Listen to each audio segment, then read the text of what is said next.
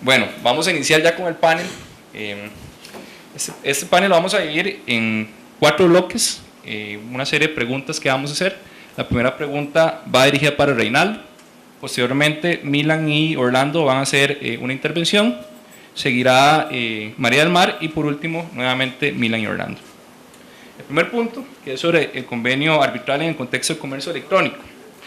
Reinaldo, aquí en este punto lo que queremos saber es: el formalismo es antónimo de la contratación en línea, y además de esto, ¿qué validez y eficacia cabe atribuirle al convenio arbitral electrónicamente celebrado? ¿Vas a estar bien? Sí. Okay.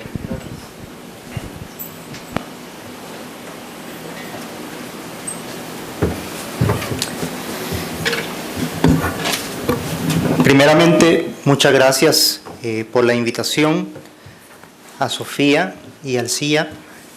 Siempre es un gusto estar acá con los amigos de Costa Rica y de la región y de otros países.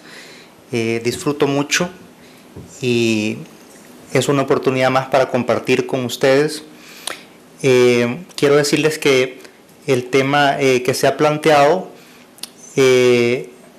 ha sido un verdadero reto, porque no hay mucha información en nuestros países, o mucha jurisprudencia, o muchos casos en nuestros países. Así que he tratado de poner esto en el contexto internacional ante la posibilidad de que algún día, ¿sí?, nos tendremos que enfrentar a estos problemas, a estas interrogantes en cada uno de nuestros países.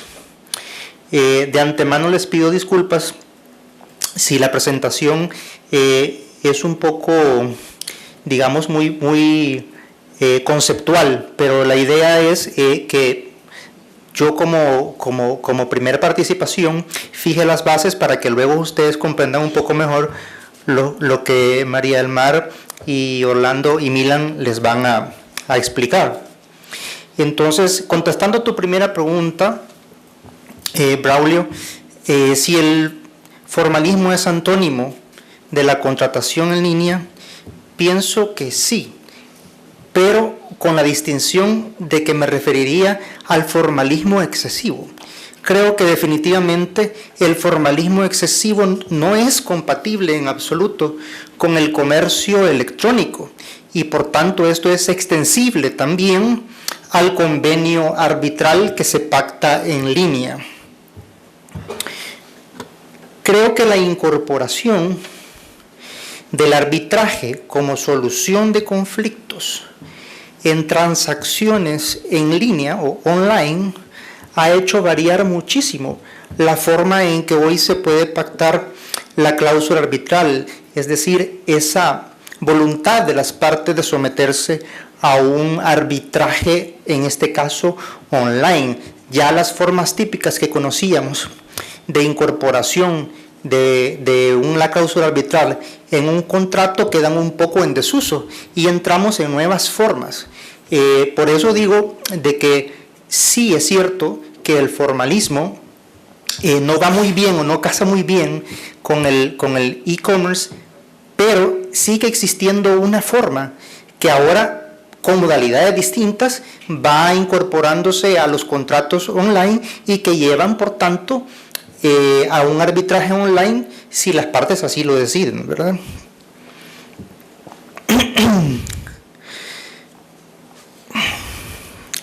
Creo que para empezar, tratando de conceptualizar, y esto es una apreciación muy personal, ¿no? ¿Qué se entiende entonces por un convenio arbitral celebrado por vía electrónica?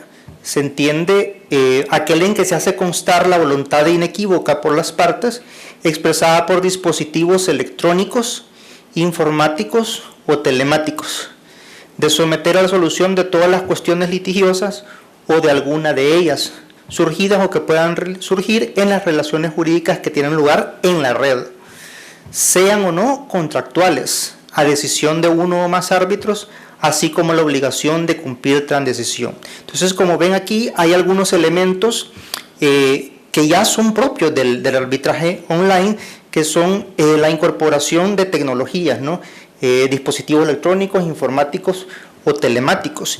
Y el otro factor común es que esas relaciones surgen en la red, ¿verdad? Es como una primera aproximación a lo que es el arbitraje online. Creo que hoy por hoy existe bastante consenso en cuanto a la forma del acuerdo de arbitraje online, en cuanto al requisito de que sea por escrito. Creo que en esto la mayoría de legislaciones nacionales, las convenciones internacionales y el uso frecuente que se está dando del arbitraje online, hay bastante uniformidad. Para que sea comprobable este acuerdo arbitral, al menos tiene que estar por escrito. La variante ahora sucede en que ya no estamos hablando del típico contrato que nosotros revisamos antes y que decidimos incorporar la cláusula arbitral, sino que estamos hablando de que esa formación escrita se va dando probablemente a través de formularios que vamos llenando en la web, ¿no? O sea, la fuente realmente empieza a mudar un poco, aunque el efecto al final sea el mismo. Lo que sí todavía no termina de ajustarse y no termina de haber consenso tanto dentro de la comunidad arbitral como dentro de las legislaciones nacionales, los jueces y en los instrumentos internacionales, es sobre el requisito de si el convenio arbitral debe de estar firmado, ¿sí? Entonces, esto lo digo porque la base de todo esto es un instrumento internacional que es de hecho el que más países han suscrito, ¿verdad?, en la historia de las Naciones Unidas, porque es un documento que viene de las Naciones Unidas. Y es la Convención de las Naciones Unidas para el Reconocimiento y Ejecución de las Sentencias Arbitrales Extranjeras de Nueva York de 1958. Y hasta hoy en día sigue en plena vigencia en la mayoría de países del mundo. Son más de 150 países los que han ratificado esta convención. Y esta convención, en su artículo 2, dice que el acuerdo que se reconocerá en cada uno de los acuerdos contratantes, de cada uno de los estados contratantes, reconocerá el acuerdo por escrito, ¿sí? Lo dice en su párrafo 1. Hasta ahí estamos bien. Casi todas las legislaciones, las cortes, etcétera, aceptan este requisito así, tal cual. El problema está en el segundo y tratar de acoplar eso en el arbitraje online, porque nos dice entonces que acuerdo por escrito denotará una cláusula compromisoria incluida en un contrato o un compromiso firmados por las partes o contenidos en un canje de cartas o telegramas.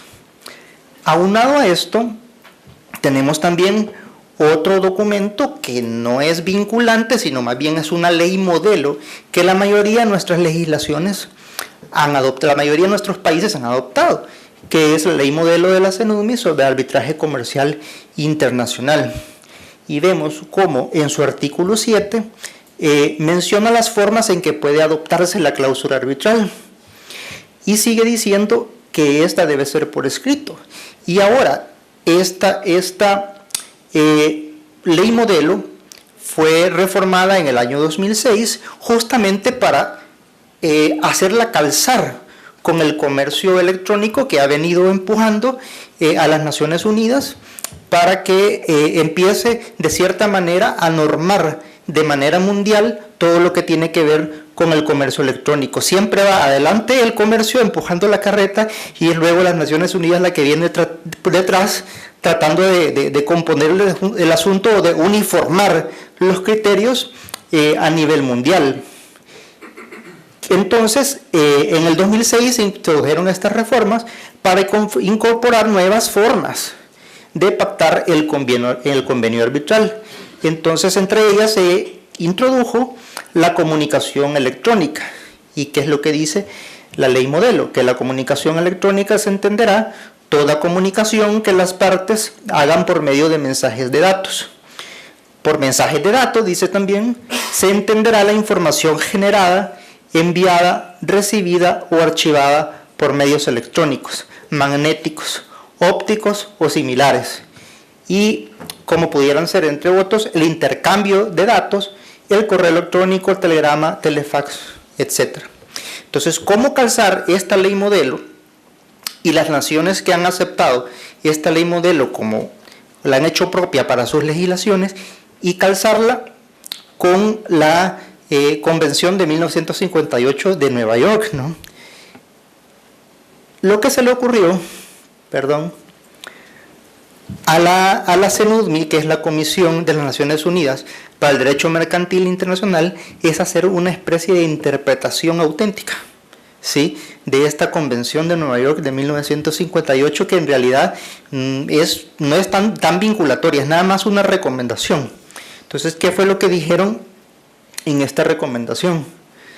Lo que dijeron es que, considerando al interpretar la Convención, ha de tenerse en cuenta la necesidad de promover el reconocimiento y ejecución de laudos arbitrales, se recomienda que el párrafo 2 de la Convención sobre reconocimiento y ejecución de las sentencias arbitrales extranjeras, hecha en Nueva York en 1958, se aplique reconociendo que las circunstancias que describe, es decir, lo de cláusula compromisoria incluida en un contrato o compromiso, firmado por las partes o contenido en un caja de carta o telegrama, que estas circunstancias no son exhaustivas, es decir, que pueden existir otras formas por medio de las cuales se puede pactar o se puede dejar constancia de la existencia de este convenio arbitral. Y las justificaciones que ha usado la CENUDMI justamente para llegar a esta conclusión están arriba, y dice que es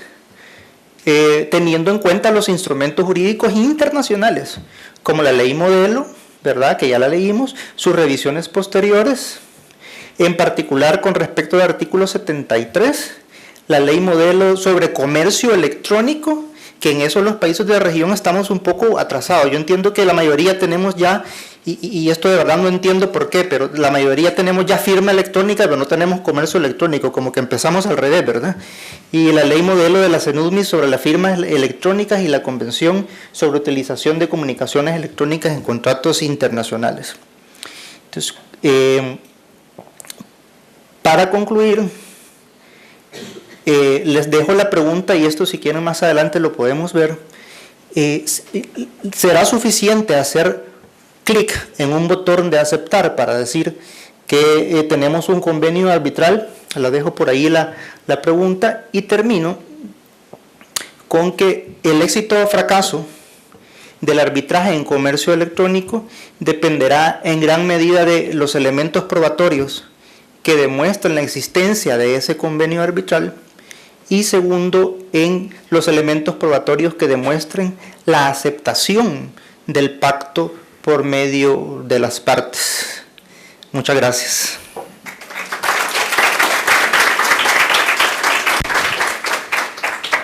Muchas gracias, Reinaldo. Ahora vamos con Milan y Orlando. Vamos a hablar sobre las normas especiales sobre contratación electrónica, y quiero que sea enfocado en dos puntos concretos. Uno, la tecnología ha avanzado más rápido que la normativa que regula el arbitraje online. Y dos, existe un vacío en la normativa relativa al ciberarbitraje. Orlando, tal vez empezamos con vos un poco el tema en México, cómo está regulado y tal vez la experiencia internacional que tienes. Sí. Pues antes que empezar, me gustaría que nos remontáramos a Oriente Medio hace 4.000, 5.000 años, y que pensáramos en esas clases que tuvimos donde estaba el río Éufrates y donde estaban esas tablas de escritura cuneiforme. Y bueno, por mucho tiempo se pensó que esas tablas tenían ritos sagrados, misticismo o alguna veneración a una deidad. Pero bueno, pues en los años 70 se descubrió que tenían instrumentos de crédito. O sea, lo que consagran esas tablas de escritura cuneiforme eran las primeras expresiones de la humanidad en las que se asentaban los contratos de crédito. ¿Y por qué empiezo por aquí? Bueno, porque, o sea, lo que estamos hablando se refiere a la forma en que una cultura en un determinado momento, en un determinado lugar, imprime su sello para hacer negocio. Y bueno, pues si hoy trajera y le pusiera a Braulio aquí una tabla de escritura cuneiforme y le digo, pues este es el contrato y lo vamos a tratar de ejecutar, pues a lo mejor me rompe la tabla en la cabeza, ¿no? pero, y si se lo llevamos a un juez, y a lo mejor parece una exageración, pero, o sea, los contratos electrónicos es la evolución de pasar de esas tablillas de barro al papel, y ahora vamos a la expresión del consentimiento a través de medios electrónicos, y bueno, pues el futuro en el blockchain, ¿no? Entonces, en cuanto a la experiencia mexicana, bueno, pues yo, ante la pregunta que dices, la tecnología ha avanzado más rápido que la normativa y existe un vacío, pues yo, al menos en cuanto a ese derecho mexicano, digo no, porque el Código Civil dice que, bueno, pues el consentimiento se puede expresar a través de medios electrónicos, no necesariamente a través del papel. Y bueno, cuando vemos que una cláusula arbitral puede estar en un contrato, y si el consentimiento puede estar en medios electrónicos, entonces pues yo no veo ningún problema para que haya un canje de correos electrónicos, de mensajes de WhatsApp, donde hipotéticamente pudiera haber una cláusula arbitral. Y bueno, el Código de Comercio desde el año 2003 adoptó la ley modelo en cuanto a firma electrónica, de lo que comentaba Reinaldo. La firma, en México tenemos la firma electrónica y la firma electrónica avanzada, y bueno, pues básicamente lo que se pretende con estas firmas es que podamos identificar que si Braulio firma el contrato, tengamos la seguridad que esa firma es atribuible a la persona, y que en su momento él tenía el control de esa firma, y que no había necesidad, o que posteriormente podemos identificar que fue modificado ya sea el contrato o la firma, ¿no? Eso por una parte. Y en cuanto a los tribunales mexicanos, bueno, pues felizmente les puedo informar que ya han llegado algunos casos de transacciones electrónicas, y los mensajes han identificado que, bueno, pues es posible realizar esos contratos a través de mensajes de datos o correos electrónicos, y bueno, pues también reconocen de la firma electrónica. Y bueno, nada más aquí como comentario, recientemente tuvimos un precedente un poco desafortunado, no es muy claro, donde dicen que la autenticación de un laudo, y parece que el tribunal dice, se requiere de que para acreditar la identidad se lleve casi a un notario para que certifique que si Braulio es mi árbitro, bueno, pues el notario atestigüe, diga que efectivamente Braulio firmó ese laudo. Entonces yo creo que si se llegaran a firmar los laudos electrónicamente, y era con lo que comentábamos aquí con Marimar y Reinaldo, pues sería excelente, porque ya no habría necesidad de tener un notario que certifique, o digo, todavía no es una jurisprudencia, pero bueno, es un precedente que está, pero hipotéticamente pues la firma electrónica ayudaría a solventar ese problema. Y como segundo punto, quisiera hablar de los smart contracts. Los smart contracts, pues ya les comenté que en las tablillas de barro se asentaban contratos, en el papel, y en el smart contract el contrato se registra, se graba, se escribe en el blockchain. El blockchain es un código, y bueno, pues lo que pretenden es que sean autoejecutables, donde ya no haya abogados ni jueces que, si hay una rescisión, una pena convencional, automáticamente se pueda llevar la violación del contrato. El problema surge cuando las instrucciones en el contrato se dan mal, cuando hay un error, cuando hay un vicio, pues para eso ya a lo mejor las instrucciones del contrato no dan para que sea autoejecutable. Entonces, bueno, aquí es cuando vendría el mecanismo de solución de controversias, del que en un momento más voy a hablar en la otra pregunta. Trayendo la pregunta un poco hacia Perú, yo quisiera separarlo en tres niveles. Lo que es empresa con empresa, empresa con consumidor y consumidor con consumidor. Y esto es importante porque cuando hablamos de empresa con empresa y consumidor con consumidor, contratos, digamos, entre pares, o por lo menos no desde su punto de vista asimétricos, teóricamente por lo menos, en ese lado Perú es bien parecido a México, ¿no? Tenemos regulación no especial en comercio electrónico, pero sí regulación en el Código Civil, en la ley de arbitraje y en leyes especiales que permiten que esto se dé en general sin ningún problema, aunque más adelante discutiremos algunos temas puntuales como tal vez la discusión sobre el laudo, pero en general en ese aspecto yo diría, hay un vacío, pero es un vacío bueno, porque si tienes normas generales que regulan bien el resto de situaciones, no necesitas una norma especial. El problema para mí es especialmente en el caso de lo que yo decía, empresa con consumidor. Y ahí voy a traer un poco la experiencia de Perú, porque en el Perú por lo menos, y imagino que esto se replique en la mayoría de economías en vía de desarrollo, la mayor cantidad de transacciones electrónicas, o una gran cantidad, son efectivamente entre proveedores y consumidores, en lo que tienes una relación asimétrica, Y en el caso de Perú, por lo menos, aunque existe el arbitraje por ley especial, la ley de consumo lo prevé, como existen temas de orden público, o por lo menos eso señala la ley, es un arbitraje que yo creo mal diseñado, que hace que no funcione el arbitraje como tal y además limita las posibilidades de un arbitraje electrónico. Y no hemos llegado ahí porque ni siquiera tenemos un buen arbitraje de consumo al inicio. Y para darles unos detalles, el arbitraje de consumo en Perú existe en paralelo a los procedimientos administrativos sumarísimos. La idea es que sea barato, es gratis el arbitraje de consumo en Perú. Pero también tienes gratis el procedimiento sumarísimo de baja cuantía. Ambos son hechos ante la entidad protectora de la competencia y los consumidores, Indecopi. Pero, ¿quién elige los árbitros? Los eligen juntas. Finalmente no eligen las partes los árbitros, son árbitros nombrados o por Indecopi o por las municipalidades que deberían tener juntas pero que no tienen. Además, solamente puede ser iniciado a parte del consumidor, no puede iniciar el proveedor un arbitraje. Y esto ha generado que no hay arbitraje de consumo prácticamente. Entonces, si no tenemos arbitraje de consumo ni siquiera, la pregunta es, ¿cómo así podemos tener arbitrajes electrónicos de consumo?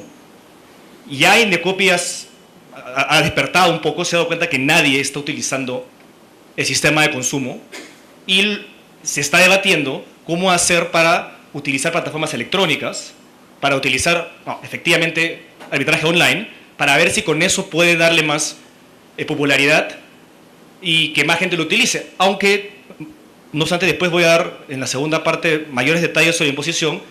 Yo soy muy escéptico a que realmente el arbitraje como tal vaya a funcionar aún con las plataformas electrónicas porque ya existen otros métodos de solución de controversias parecidos al arbitraje, muchos de ellos implementados por las mismas plataformas electrónicas, ya sea Amazon como lugar de compras o incluso Airbnb, tienen formas de solucionar controversias rápidas, sin problemas, sin abogados, inmediatos, sin derecho prácticamente, que difícilmente un arbitraje electrónico en discusiones de bajas cuantías podría sobrepasar o podría ganarle a esa solución de controversias. Entonces, no se tienen estos problemas. Yo creo que el vacío, bueno, como decía, en los ámbitos en los que tenemos buenas normas generales, el vacío, bueno, en los temas de consumo no hay un vacío, pero hay que repensar la regulación para que en ese caso sí esté de acuerdo con la tecnología, aunque es difícil, pero intentar aunque sea alcanzar un poco, ¿no? Muchas gracias a ambos. Ahora vamos con María del Mar. María del Mar va a hablar un poco de laudos electrónicos, pero respondiendo a la siguiente pregunta. María del Mar, ¿un laudo emanado de un tribunal arbitral virtual sería reconocido y ejecutado por tribunales judiciales nacionales?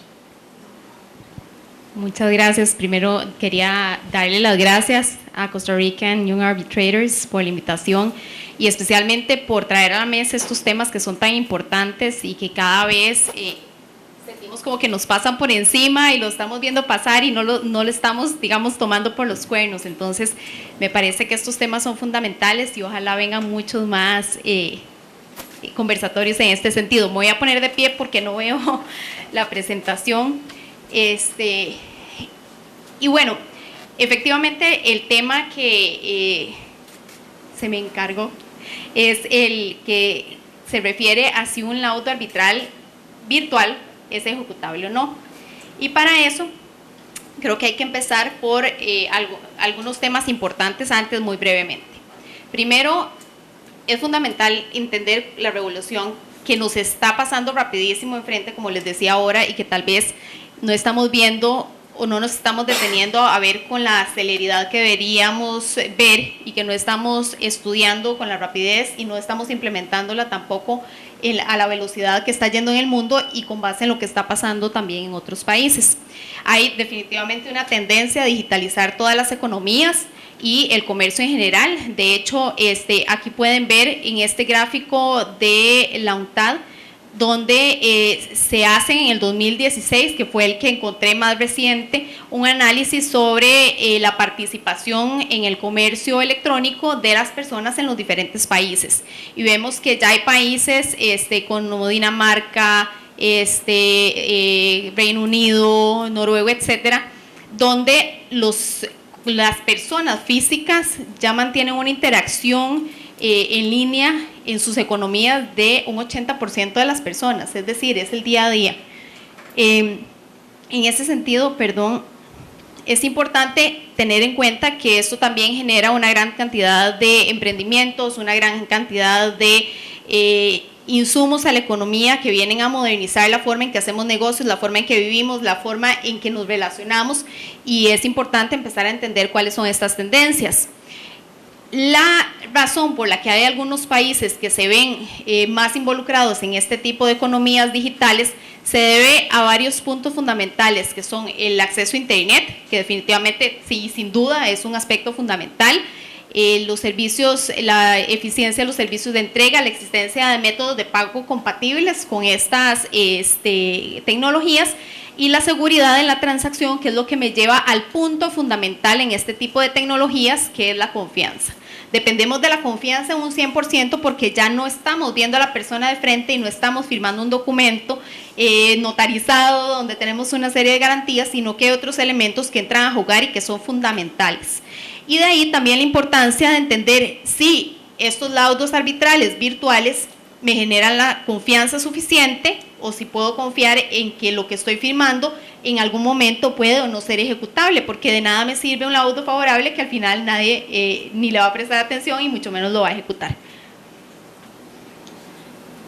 En relación con este mismo tema, hay varios aspectos importantes que hay que tener en cuenta, conceptos fundamentales que, bueno, algunos de estos ya fueron abordados por mis compañeros de panel.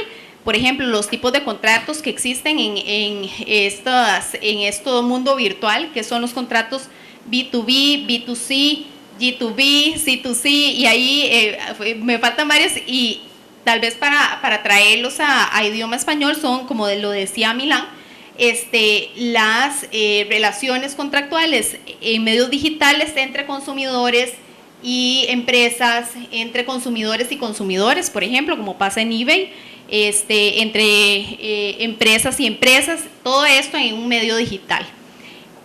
En relación con este mismo punto y con el tema en cuestión, se ha hecho alguna diferencia por algunos sectores que algunos la aceptan y otros no, que es la diferencia entre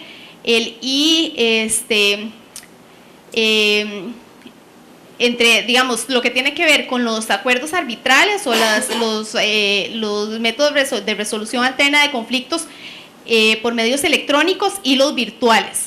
¿Cuál es la diferencia? Los medios electrónicos es lo que muchas veces se confunde la gente, o lo que muchas veces en nuestro medio enredamos, y es que creemos que porque tenemos un expediente electrónico ya tenemos un arbitraje electrónico, ¿verdad? Eso es simplemente la utilización de plataformas electrónicas para ejecutar un arbitraje común y silvestre, ¿verdad? Un arbitraje normal.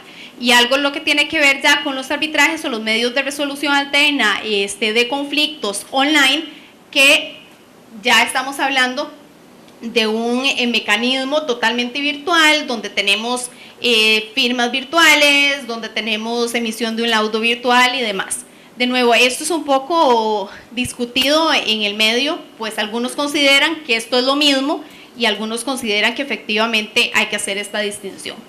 Otro tema importante, otro concepto importante es el de la autorregulación, es decir, hay muchos sitios digitales que tienen su propia regulación y que funcionan bastante bien, pero muchos depende también de la necesidad o la importancia que le dé el consumidor, el participante de ese medio digital, de tener un buen rating en el medio, de tener una aceptación por el resto de los usuarios y de cumplir con las regulaciones para no ser expulsado. Y es el ejemplo perfecto de eBay y por qué eBay ha funcionado bastante bien este tipo de método de resolución alterna. Es que la persona quiere que su calificación se mantenga bien y que no sea, digamos, expulsado de ese mundo virtual. Entonces, ese es otro tema importante. Y el otro tema que lo tocaba a mis compañeros de panel, que es otro tema importante, pero que no está directamente relacionado con la pregunta inicial, pero que ya tenemos que ir viendo a futuro, que es el tema del blockchain, que ya es la ejecución a través del blockchain de smart contracts y que a la vez puede implicar métodos de resolución alterna de conflictos, como por ejemplo, incluso a través de robots, como árbitros que deciden cómo se va a resolver el conflicto. Creo que todavía no estamos ahí, pero sí es algo que tenemos que empezar a ver, porque definitivamente es una tendencia que viene. Sí. En la normativa costarricense, en cuanto a comercio electrónico, realmente el único antecedente importante reciente que tenemos es la modificación que se hizo al reglamento de la ley o a la ley del consumidor, o ley de promoción de la competencia y defensa efectiva del consumidor, donde ya se incorpora un título entero que tiene relación con el comercio electrónico. Entonces, en este título se establecen aspectos como el proceso de confirmación de una transacción electrónica, los temas de seguridad en el medio, las evaluaciones que son los consumidores, pero es importante un tema en específico para efectos de lo que estamos viendo, que es cuando se considera, de acuerdo con este reglamento, que se perfecciona el contrato. Y para efectos de entender que el contrato está perfecto, se supone que tiene que haber términos y condiciones claras, tiene que haber una aceptación expresa del consumidor y tiene que haber un almacenamiento o posibilidad de almacenamiento o impresión del contrato firmado entre las partes. Esto es importante aclarar, se refiere únicamente a relaciones con consumidores, ¿verdad? Entonces vemos que es una regulación que nos deja por fuera un montón de relaciones que no son las relaciones típicas de consumo. Sin embargo, definitivamente creo que esta es la relación que prevalece en este momento y la que genera más conflicto en el día a día. Es importante tomar en consideración que esto es un reglamento, ¿verdad? Para bien o para mal, la fuerza que tiene de ejecución pues es relativa y tiene más que todo implicaciones sancionatorias a nivel administrativo. Y también, pero sí es importante dejar claro que sí establece un perfeccionamiento del contrato sin que haya ni siquiera una firma digital, sino que se presupone que la persona contrata al completar los pasos que se establecen en el medio electrónico, como son los checks de aceptación de términos y condiciones, la indicación de mis datos personales como un usuario al cual voy a establecer un medio para notificaciones donde voy a recibir el documento que se firma. Y esto es tiene mucha relación con lo que se ha estado aceptando también en Estados Unidos.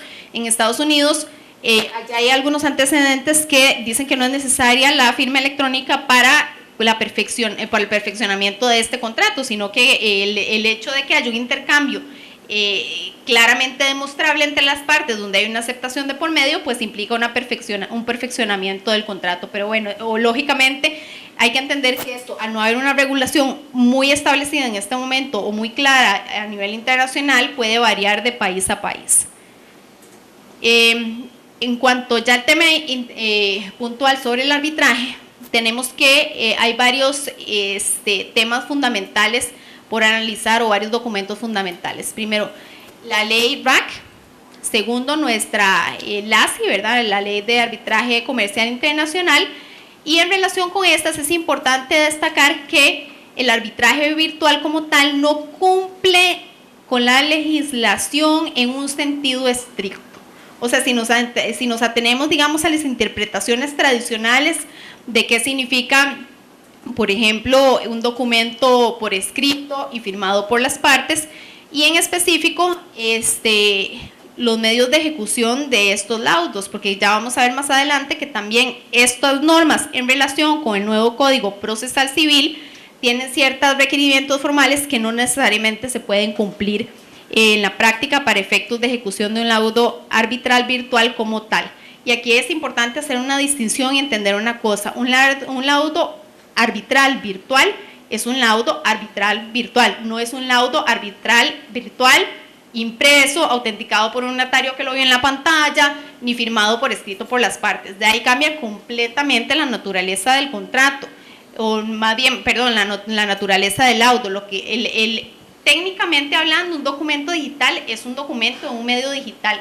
Un documento impreso no es el documento original. El documento original es el documento digital, valga la redundancia.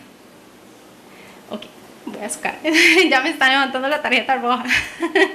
En cuanto a ejecución de laudos extranjeros, como ya se expuso por mis compañeros, el instrumento más importante es la Convención de Nueva York, y los aspectos más importantes que establece esta convención son lo relacionado con el acuerdo escrito, que se indica que la cláusula compromisoria debe estar firmada por las partes y que debe estar contenido un canje de cartas o telegramas que posteriormente, por medio de recomendación, se determinó que podía ser escrito, o que la interpretación esta de escrito y firmado podría entenderse de acuerdo con las circunstancias aplicables al caso.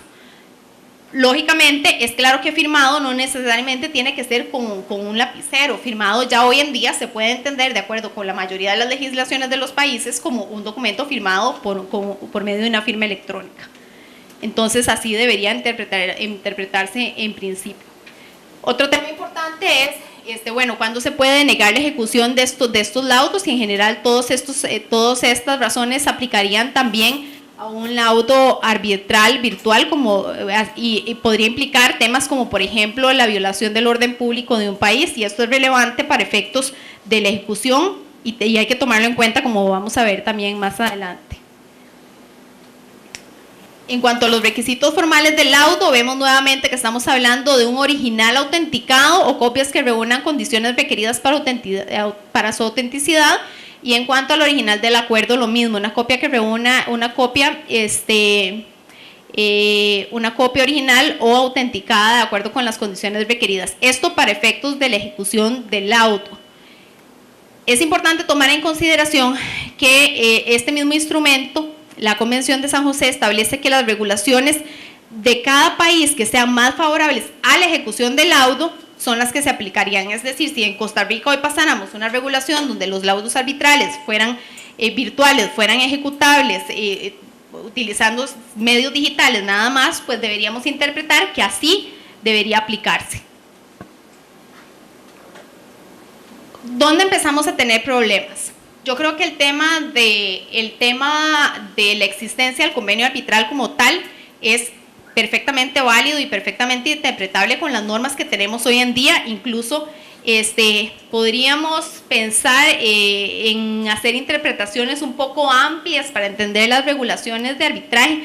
Sin embargo, el principal problema que podemos ver a la hora de referirnos a laudos virtuales arbitrales tiene que ver precisamente con la ejecución. Porque al menos en Costa Rica, y les comento que sí es una situación que se da en la mayoría de los países, se establecen requisitos formales para la ejecución, y específicamente en el nuevo Código Procesal Civil se indica que para efectos de ejecutar un laudo internacional debería tenerse traducción oficial, acreditar el emplazamiento del demandado o la rebeldía, que la pretensión no sea exclusiva, no sea exclusiva para ser resuelta, digamos, por tribunales costarricenses, ni contraria a orden público, no debería tener ningún proceso en trámite en Costa Rica o cosa juzgada en Costa Rica, y aquí donde dice copia auténtica y cumplir con los requisitos consulares. Y aquí es donde empezamos, digamos, como a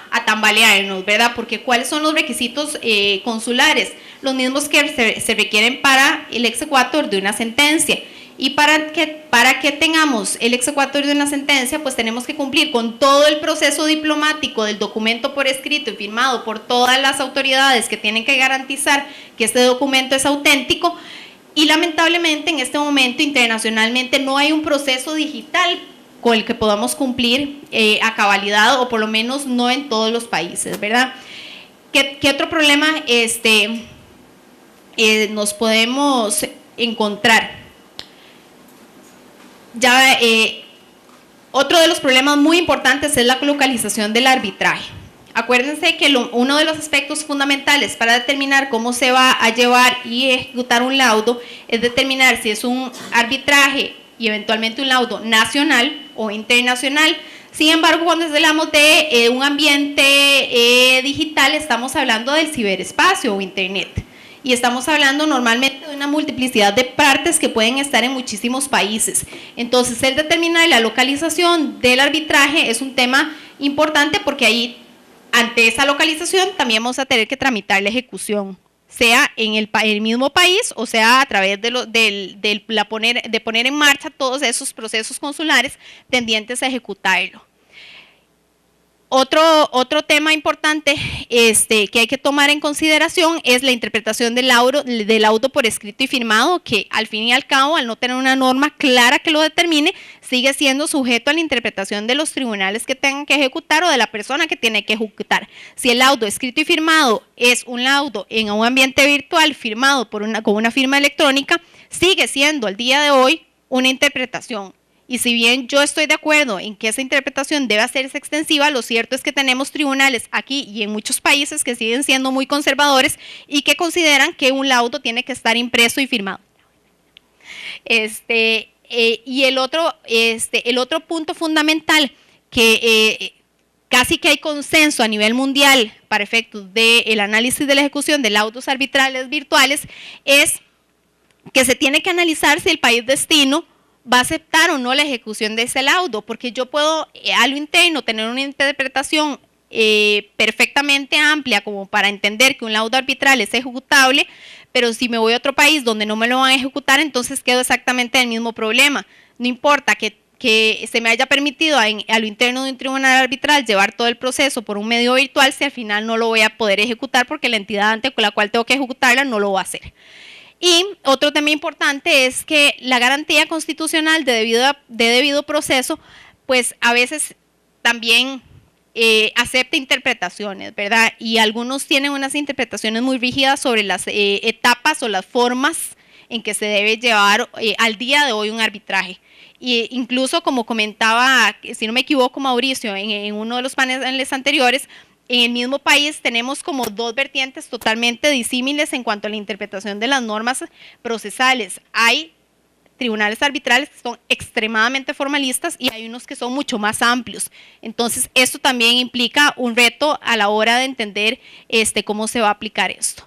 Y por último, me parece que definitivamente los retos que tenemos en relación con esto, número uno, es la educación sobre los conceptos, sujetos y entre otros que aplican a los arbitrajes virtuales y cómo se implementarían, cómo se ejecutarían y cómo se llevarían a cabo. Y eso es algo que todos tenemos que ir haciendo en el sentido de ir aprendiendo a lidiar con todos estos aspectos técnicos también. Después, el contenido normativo internacional y nacional es fundamental. Yo creo que ni siquiera tenemos una ley de comercio electrónico, entonces hay que empezar por entender si la necesitamos o no y si la necesitamos en qué términos debería estar, pero definitivamente creo que sí necesitamos muchísima más seguridad jurídica en cuanto a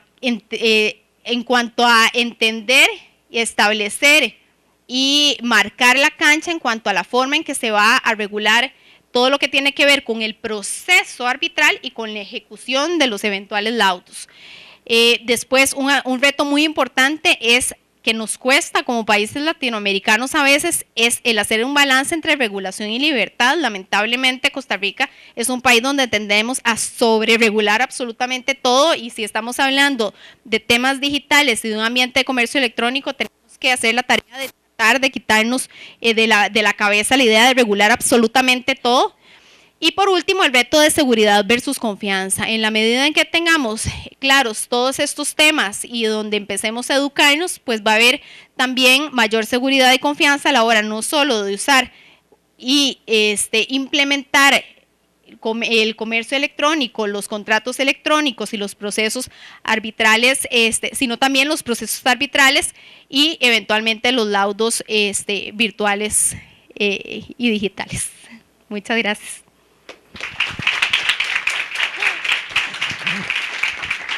Bueno, muchas gracias, María del Mar. Yo sé que ese tema va para un curso completo.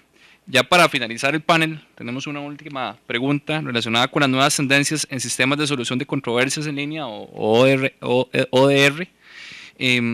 Orlando, ¿qué conoces vos sobre estos temas y cuál es el futuro de los ODR en el mundo?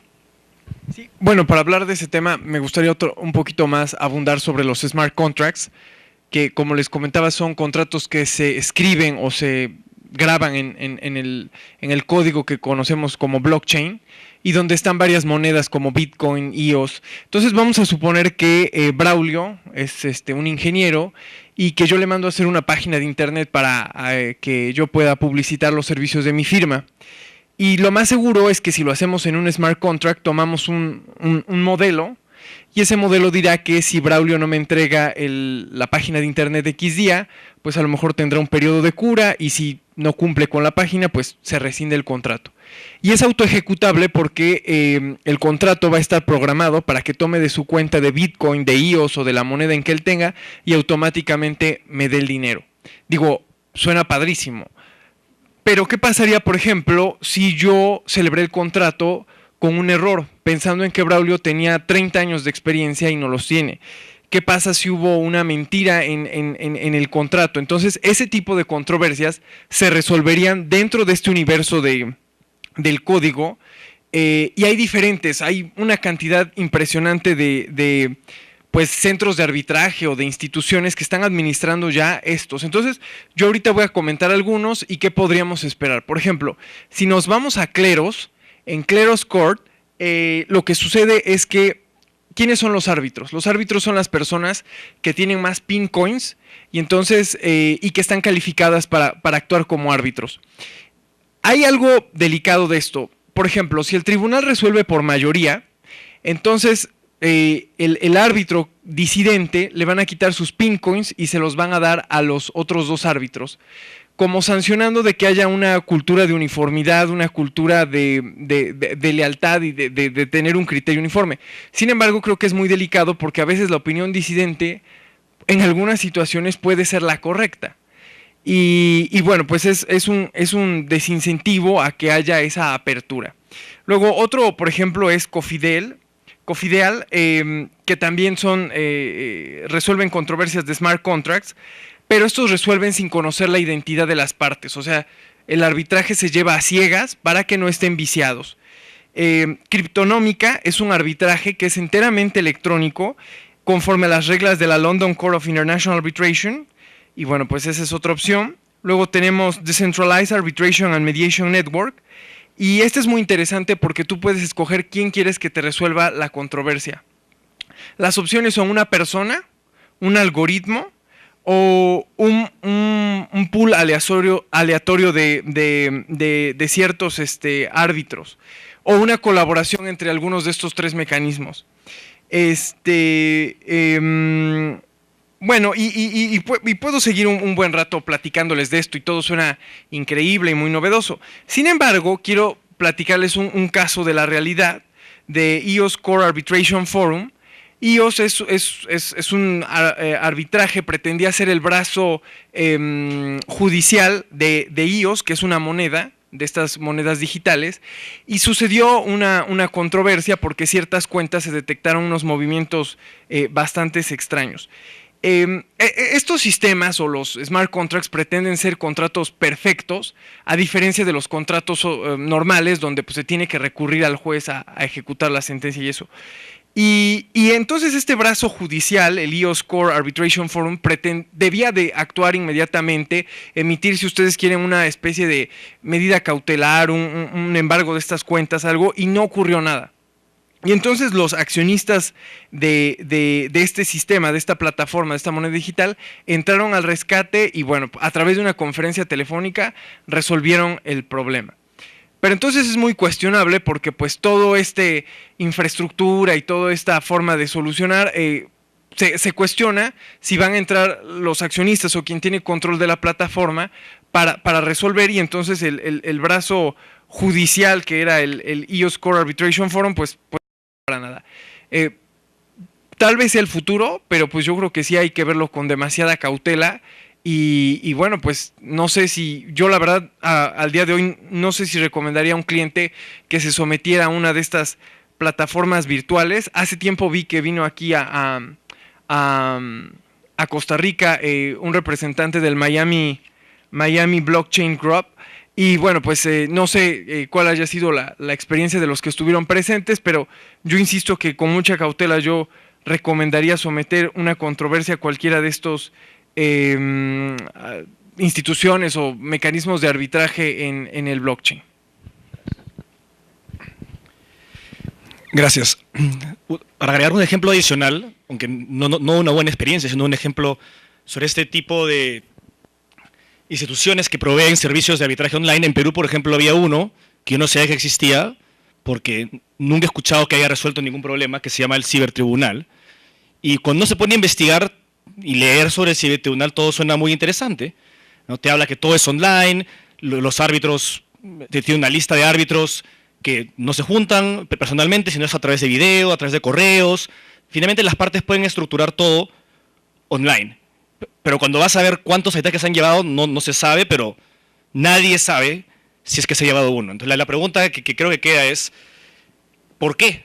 ¿Sabes? Y regresando, ¿por qué sonando algo tan bueno? ¿Por qué habiendo estos mecanismos alternativos de arbitraje online no está funcionando? Y tal vez la respuesta en el caso del Perú, por lo menos, y creo que se puede replicar a varios países similares, es, uno, tiene que ver con, en Perú hay una severa desconfianza con lo que tiene que ver con el comercio electrónico.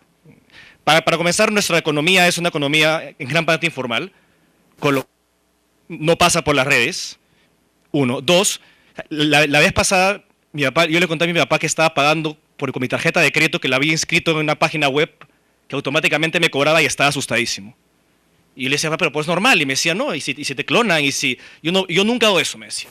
Y así son todos sus amigos. Y claro, tal vez puede ser lo generacional, y es verdad, eso puede ir cambiando, pero todavía ese miedo se transmite. Y en grandes medidas todavía yo tengo varios amigos que están reacios a pasarse al 100% a lo que es comercio electrónico. Entonces tal vez eso es su primer problema por el que no acceden a cibertribunal. En el caso peruano, quizás algunos otros ejemplos que dio Orlando, que suenan además mucho más sofisticados. El blockchain, la diferencia entre el cibertribunal y el blockchain es abismal, ¿no? Además, el blockchain es algo muy, muy específico para ciertas personas que están en ciertas plataformas, pero yo diría, ese es su primer problema que a corto plazo, por lo menos en el caso de Perú, se tiene que resolver. Y el segundo problema tiene que ver, no sé si es un problema o es una solución, y es cómo se concibe el arbitraje. Porque con todas estas posibilidades de resolver a través de los algoritmos, a resolver a través de personas que no conoces, el arbitraje como lo conocemos o que estamos acostumbrados hoy en día parecería estar desapareciendo en esos ámbitos. No tienes decisiones no motivadas. Eso difícilmente podría ser ejecutado en Perú, no solamente porque no tiene su lado descrito, sino porque tiene su lado no motivado. Hoy en día, por lo menos en Perú, esta es una gran discusión. Pero, entonces, hay un problema de ejecución, hay un problema de anulación que podría ocurrir.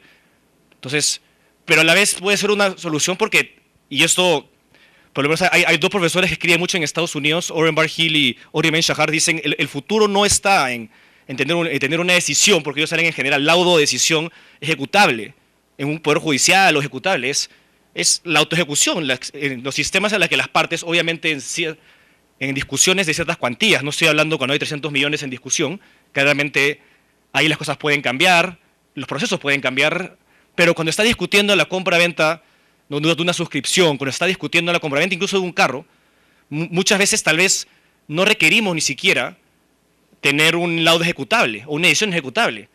Hay sistemas de ranking, sistemas de puntos. La vida de la gente online es muy importante también. Y hay formas de hacer que la gente sufra online, ¿no? Y eso lo hemos visto, o sea, cómo la respuesta de los consumidores, en especial frente a, tal vez no todas las injusticias, pero a graves injusticias, destruyen reputaciones y obligan a compañías a dar la vuelta. No siempre, depende de la fuerza, pero lo que ellos dicen es, mientras más se refortalece el comercio electrónico, en especial estas pequeñas transacciones, más vamos a ser un mundo en el que tengamos decisiones, ellos no le llaman laudos, que se ejecutan porque si no acaba en ostracismo. Y eso me hace pensar un poco a cómo inicia el arbitraje, ¿no? De cierta forma, el arbitraje empezó, ¿no?, entre dos personas, comerciantes, yendo a un tercero para que le resuelva un problema, probablemente en equidad, probablemente eso es lo que se le ocurría, y si no cumplían, los sacaban del gremio. Entonces, no sé, cuando pienso mucho en cómo en estos ámbitos se están empezando a solucionar los problemas, me hace pensar mucho en tal vez regresar al arbitraje original, ¿no? Y no sería en ese sentido un problema de arbitraje, sino al revés es un regreso al original, a un arbitraje libre, totalmente libre de países, totalmente deslocalizado, que bueno, es el sueño de todo arbitrólogo, creo yo, por lo menos liberal, ¿no?, que ve esto como el futuro. Por lo menos yo lo veo así y creo que a largo plazo por lo menos podríamos llegar ahí. A corto plazo todavía, dependiendo de los países, hay mucho que la gente acceda al servicio de comercio electrónico y obviamente posteriormente a la solución de conflictos electrónica, ¿no? Bueno, un aplauso para Milan y Orlando. Bueno, yo sé que ese tema podemos hablar todo el día. Creo que no hay espacio, no nos queda tiempo para preguntas porque tenemos que cambiar ya al siguiente panel. Pero tal vez a nivel de conclusiones podríamos hablar un poco, bueno, empezando con el tema de requisitos. Creo que no hay un conflicto concreto con el tema de requisitos, estamos claros, la normativa nacional e internacional es clara en ese sentido. Posteriormente podríamos ver que hay varios mecanismos que se están utilizando a nivel internacional, algunos mejores que otros o algunos más seguros que otros. Sin embargo, existe aún inseguridad o desconfianza de parte del consumidor, de parte de los usuarios, para poder generalizarlo, y principalmente aquí en Latinoamérica.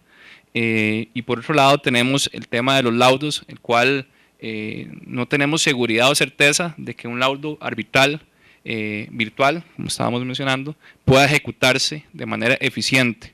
Y eso pues a nivel latinoamericano es un punto en concreto que tal vez tenemos que ir evolucionando en virtud también de todos los servicios y que el e-commerce nos ha impactado directamente, tal vez más rápido de lo que esperábamos, y por ende la normativa no regula concretamente ciertas actividades y se han ido dando en la práctica. Y yo creo que nos falta mucho aún por evolucionar en este tema, pero hay muchos retos y oportunidades que podemos alcanzar como región. Muchas gracias.